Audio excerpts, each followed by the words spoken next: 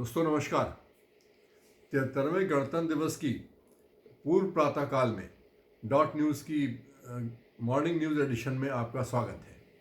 आज के प्रमुख समाचारों में स्पाइस जेट की दिल्ली हैदराबाद उड़ान सेवा में महिला क्रू मेंबर के साथ बदसलूकी करने के मामले में पुलिस ने आरोपी को गिरफ्तार कर लिया है। उत्तर प्रदेश के स्थापना दिवस पर प्रधानमंत्री मोदी ने बधाई देते हुए कहा कि विगत कुछ वर्षों से उत्तर प्रदेश की प्रगति ने सभी का ध्यान आकर्षित किया है।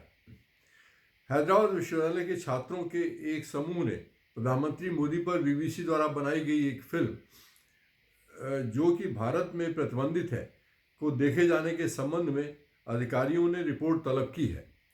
पुलिस के अनुसार उन्हें कोई शिकायत प्राप्त नहीं हुई है। जम्मू एंड कश्मीर के institute of management public administration and rural development में संकायों की नियुक्ति में तथा कथित अवैधानिक नियुक्तियों की जांच के लिए जम्मू कश्मीर प्रशासन ने एक 5 सदस्यीय पैनल का गठन किया है। चंडीगढ़ की जिला अदालत में बम की धमकी की सूचना मिलने पर पुलिस ने छानबीन शुरू कर दी थी।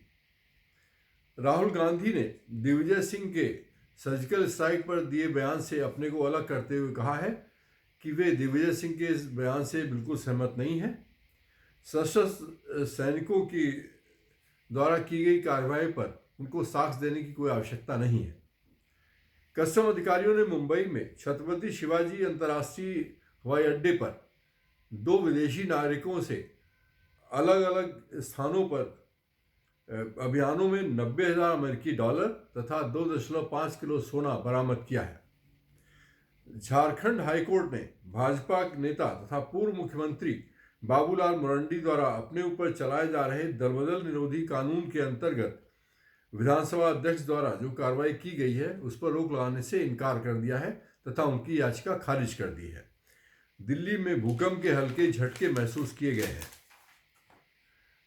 मणिपुर की कंपनी के प्रबंध निदेशक को इन्फोर्समेंट डायरेक्टरेट ने मनी लॉन्ड्रिंग के मामले में गिरफ्तार किया है। कंपनी ने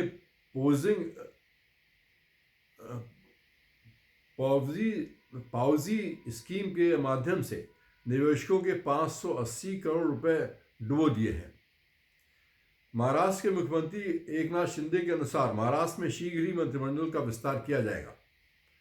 विश्व हिंदू परिषद की गुजरात इकाई ने शाहरुख खान की फिल्म पठान के विरुद्ध फिल्म के रिलीज होने से एक दिन पहले ही अपना विरोध वापस ले लिया है। उनके अनुसार फिल्म में किए गए संशोधनों से वे संतुष्ट हैं। एमसीडी का सदन बिना मेयर तथा उपमेयर के चुनाव के स्थगित कर दिया गया है। आईआईटी मद्रास द्वारा विकसित ऑपरेटिंग सिस्टम भार ओएस का केंद्रीय मंत्रियों अश्विनी वैष्णव तथा धर्मेंद्र प्रधान द्वारा सफलतापूर्वक परीक्षण किया गया है।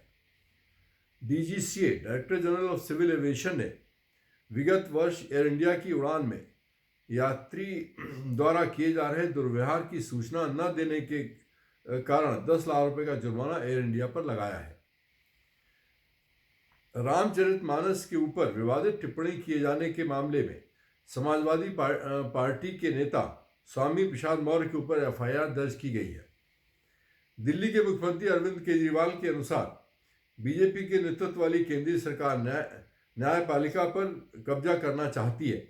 जनता उसे ऐसा नहीं करने देगी।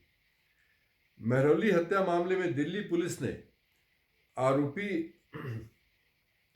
आफ्ताब अमीन पूनावाला के विरुद्ध साकेत न्यायालय में 6,619 पृष्ठों की आरोप पत्र दाखिल किया है।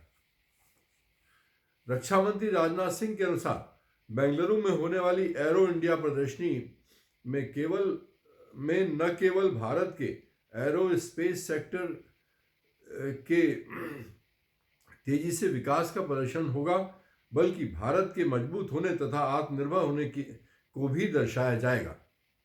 दिल्ली के अदालत में टीएमसी नेता अनुव्रत मंडल को पशु तस्करी के मामले में जमानत याचिका खारिज कर दी है। गुजरात न्यायालय ने गुजरात के 2002 के गोधरा कांड के उपरांत होने वाले दंगों के सिलसिले में जिसमें 13 लोगों की जान चली गई थी, 22 आरोपियों को बरी कर दिया है। दिल्ली कांग्रेस ने आम आदमी पार्टी पर आरोप लगाया है कि आम आदमी पार्टी एमसीडी की संसद में अवरोध पैदा कर पीठासीन अधिकारी को मेयर डिप्टी मेयर चुनाव स्थगित करने के लिए दबाव डाल रही है। बीजेपी सांसद मनोज तिवारी के अनुसार आम आदमी पार्टी के पार्षद एमसीडी सदन में भारतीय जनता पार्टी नेताओं के साथ दुर्व्यवहार कर रहे हैं तथा एमसीडी के में बहुमत होने के बावजूद भी मेयर तथा उपमेयर के चुनाव आप नहीं होने देना चाह रही है तथा उससे भाग रही है। दिल्ली के उप मुख्यमंत्री मनीष सिसोदिया के अनुसार Bharatiya Janata party mayor deputy mayor के चुनाव से भाग रही है क्योंकि वे जानते हैं कि आम आदमी पार्टी का मेयर चुने जाने पर कार्यों में तेजी लाई जाएगी, जैसा कि वे नहीं कर सकते हैं। उन्होंने आज ही सदन को पुनः बुलाकर मेयर डिप्टी मेयर के चुनाव कराने की मांग भी की है। दिल्ली पुलिस के अनुसार दक्षिणी दिल्ली के संगम विहार इलाके में 17 वर्षीय छात्र पर चाकू से प्रहार किया गया है। वो अध्यापक को एक झगड़े में बचाने का प्रयास कर रहा था। कांग्रेसी नेता राहुल गांधी ने 2002 के गुजरात दंगों के संबंध में प्रधानमंत्री मोदी और बनी बीबीसी के द्वारा तैयार की गई फिल्म के संबंध में कहा है कि प्रतिबंध, दबाव तथा जनता को डराने से सच्चाई को सामने आने से रोका नहीं जा सकता है। ऑस्कार के ओरिजिनल सॉन्ग कैटेगरी में RRR के गाने नातो नातो को नामांकित किया गया है। ऑस्कार 2023 की शॉर्ट सब्जेक्ट डॉक्यूमेंट्री कैटेगरी में द एलिफेंट विस्पर्स को नॉमिनेशन मिला है। ऑस्कार 2023 में सोमरसेट की डॉक्यूमेंट्री फीचर कैटेगरी में नामांकन मिला है। लखनऊ के हजरतगंज इलाके में एक बहुमंजिला रिहायशी इमारत के ढह जाने से कम 3 लोगों के मौत की संभावना है। मुंबई की बीएमसी के अनुसार मार्च 2020 में कोविड-19 के महामारी के फैलने के उपरांत प्रथम बार 0 रिपोर्ट प्राप्त हुई है। एयर इंडिया के उड़ानों में शराब पीने की नीति पर परिवर्तन किया गया है। एयर इंडिया की अल्कोहल सर्विस पॉलिसी के अनुसार अल्कोहल उड़ान के दौरान जरूर तथा सुरक्षित तरीके से दिया जाना चाहिए। मेहमानों को अधिक अल्कोहल देने का टैक्टफुली विरोध करते हुए मना करना चाहिए। लोकसभा अध्यक्ष ओम बिरला के अनुसार किसान तभी स्वावलंबी बनेंगे जब वे कम भूमि में अधिकतम उत्पादन, नवीनतम तरीकों, नई तकनीक तथा परंपराओं के माध्यम से उत्पन्न करें। अर्थात किसान नई तकनीक को लागू करें और अभिनव तरीकों को अपनाएं तथा परंपराओं के माध्यम से कम भूमि में अधिक उत्पादन करें, तभी वे आत्मनिर्भर बन सकते हैं। नोएडा मेट्रो के अनुसार भूल भुलैया, पैसों की चोरी चरित्र मेट्रो पर विज्ञापन के रूप में दिखाए जाते हैं।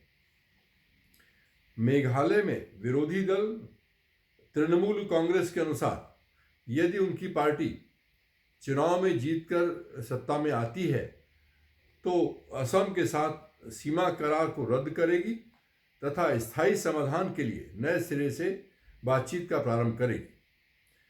पूर्व प्रधानमंत्री एचडी देवेगौड़ा ने भारत जोड़ो यात्रा के लिए राहुल गांधी को शुभकामनाएं दी हैं तथा समाज में नफरत तथा हिंसा के विरुद्ध जंग तथा सद्भाव फैलाने के लिए उनकी प्रशंसा की है। दिल्ली के उप मुख्यमंत्री मनीष सिसोदिया ने उपराज्यपाल वीके सक्सेना पर आरोप लगाया है कि उन्होंने राज्य सरकार की अनदेखी करते हुए मुकदमा चलाने की अनुमति देने का कार्य किया है। अब चलते हैं खेल समाचार की ओर। टेनिस की ऑस्ट्रेलियन ओपन टूर्नामेंट में मिश्रित डबल्स मैच अर्थात मिक्स डबल्स में खेलते हुए भारत की जोड़ी सानिया मिर्जा तथा रोहन बोपन्ना ने डेविड वेगा, हर्नो कैंडिस तथा जेलेना ऑस्ट्रोपेंड्रा के द्वारा वॉकओवर दिए जाने के कारण सेमीफाइनल में प्रवेश कर लिया है। भारतीय एक दिवसीय टीम के कप्तान रोहित शर्मा ने 3 वर्षों के पश्चात शतक लगाया है। ये शतक उन्होंने न्यूजीलैंड के विरुद्ध खेलते हुए तीसरे और श्रृंखला के अंतिम मैच में लगाया। इस मैच में भारत ने पहले बल्लेबाजी करते हुए 50 ओवरों में 385 रन 9 विकेट खोकर बनाए थे। भारत इस मैच को 90 रनों से जीतकर श्रृंखला को 3-0 से अपने पास रख सका है। अर्थात भारत 3-0 से सफाया करते हुए न्यूजीलैंड के विरुद्ध श्रृंखला जीत गया है। अब चलते हैं आर्थिक समाचारों की ओर। मारुति सुजुकी ने अपनी तीसरी तिमाही में 2,351 करोड़ रुपए की वृद्धि के साथ कुल बिक्री 27,849 करोड़ की कर ली है। अमेरिकी डॉलर के मुकाबले रुपया 28 पैसे गिरकर 81 रुपये 87 पैसे पर बंद हुआ। सेंसेक्स 60,978.75 रुपये तथा निफ्टी 18,178.30 पर बंद हुआ। मौसम के समाचार में आज कानपुर में न्यूनतम तापमान 14 डिग्री सेल्सियस रिकॉर्ड किया गया तथा अधिकतम तापमान 21 डिग्री सेल्सियस रहने की संभावना है। बादल छाए रहेंगे, बारिश भी संभावित है। कल के पूर्वानुमान के अनुसार न्यूनतम तापमान 11 डिग्री सेल्सियस तथा अधिकतम तापमान 21 डिग्री सेल्सियस रहने की संभावना है। आंशिक रूप से बादल छाए रहेंगे। लखनऊ में आज का न्यूनतम तापमान 14 डिग्री सेल्सियस रिकॉर्ड किया गया तथा अधिकतम तापमान 20 डिग्री सेल्सियस रहने का अनुमान है। लखनऊ में भी बादल छाए रहेंगे। कल के पूर्वानुमान के अनुसार लखनऊ में न्यूनतम तापमान 12 डिग्री सेल्सियस तथा अधिकतम तापमान 22 डिग्री सेल्सियस रहने की संभावना है। वहाँ पर भी आंशिक बादल छाए रहेंगे। दिल्ली में आज न्यूनतम तापमान 12 डिग्री सेल्सियस रिकॉर्ड किया गया तथा अधिकतम तापमान 19 डिग्री सेल्सियस रहने की संभावना है। आंशिक बादल छाए रहेंगे, कोहरा भी रहेगा। कल न्यूनतम तापमान 8 डिग्री सेल्सियस तथा अधिकतम तापमान 20 डिग्री सेल्सियस रहने का पूर्वानुमान है। कल धूप खिली रहने की संभावना है। आज के समाचारों में बस इतना ही। मैं नीलम कुमार सिंह आज पुनः आपसे इस अनुरोध के साथ कि मेरे इस चैनल को सब्सक्राइब करें, शेयर करें, लाइक करें तथा बेल आइकन का बटन दबाना न भूलें। मैं आपसे पुनः अनुरोध करता हूं कि हमारे चैनल को जरूर सब्सक्राइब करें। अगर कोई भूल आपको दिखाई देती है तो कमेंट बॉक्स में उसको जरूर मेंशन करें। धन्यवाद, नमस्कार।